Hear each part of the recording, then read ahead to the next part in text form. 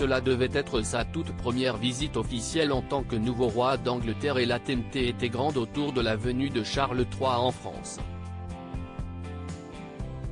Le nouveau roi d'Angleterre, qui sera couronné le 6 mai prochain, avait choisi de se rendre en France pour entamer son règne, prenant ainsi la suite de sa mère, la reine Elisabeth II, qui s'est éteinte le 8 septembre 2022.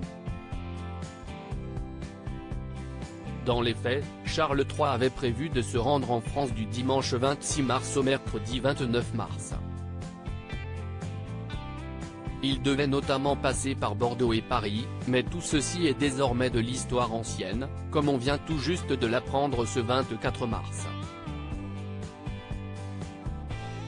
La visite du nouveau roi d'Angleterre est tout bonnement annulée et reportée à une date ultérieure, comme l'a indiqué l'Élysée.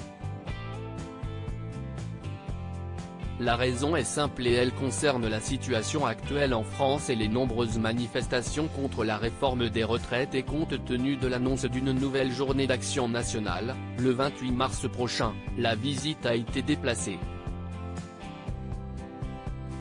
La décision a été prise par les gouvernements français et britannique, après un échange téléphonique entre le président de la République et le roi ce matin, afin de pouvoir accueillir Sa Majesté le roi Charles III dans des conditions qui correspondent à notre relation d'amitié, a indiqué l'Élysée dans son communiqué.